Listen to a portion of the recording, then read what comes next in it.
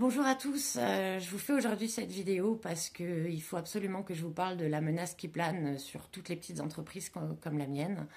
Cela concerne donc l'abaissement du seuil de franchise de TVA qui passerait donc pour mon cas de 85 000 euros à 25 000 euros. Le côté très sournois de cette loi laisse entendre qu'il se baserait sur nos chiffres de l'année précédente. Donc moi je rappelle quand même qu'en 2024, ce seuil de franchise il était à 91 600 euros. Et donc il se baserait sur les chiffres de 2024 pour savoir si l'on est redevable cette année. Donc clairement, moi l'année dernière j'ai fait plus que 25 000 euros de chiffre d'affaires, ce qui signifierait qu'au 1er mars, je deviendrais automatiquement redevable de la TVA. Donc que je reverserai 20% de mes ventes à l'État. Je ne vois pas comment on peut s'adapter à une telle nouvelle en si peu de temps, parce que ça change clairement tout. Ça donne des obligations comptables supplémentaires, certainement justement l'obligation de trouver un comptable. Ça signifie aussi qu'il faut augmenter ses prix, ou alors absorber soi-même cette marge. Mais moi, pour vous donner un exemple, en 2024, j'ai fait 51 000 euros de chiffre d'affaires. En faisant ce chiffre d'affaires, j'arrive à me dégager un salaire net mensuel de 1 400 euros.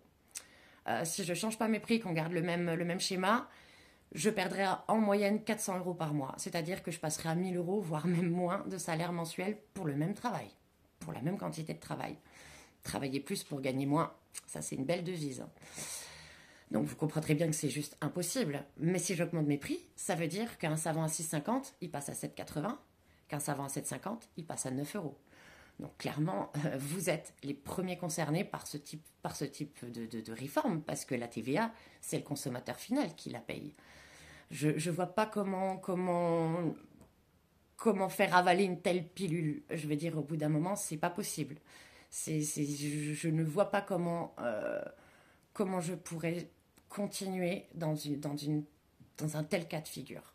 Moi, je vais être sincère, entre le Covid, depuis 2020, on fait que de se battre. Moi, depuis 2020, j'ai déjà perdu 28% de mon chiffre d'affaires annuel. Je veux dire, les boutiques ferment.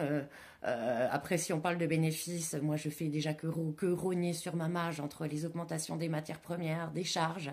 J'ai eu un litige l'année dernière avec un fournisseur qui m'a coûté plus de 3 000 euros. Moi, j'ai plus la force de me battre. Je vais être sincère. Là, maintenant, le seul espoir qu'on a, c'est de contacter nos députés, tous les parlementaires, pour qu'ils votent la suppression de cette loi. Parce que la ministre de l'économie, elle a dit qu'elle ne le ferait pas. Donc je compte sur vous pour en parler. Il ne faut pas que ça tombe dans l'oubli. Et vraiment, ça va créer une vague de fermeture et juste du travail au noir. C'est la seule chose que va apporter cette mesure. Donc je compte sur vous pour le relayer.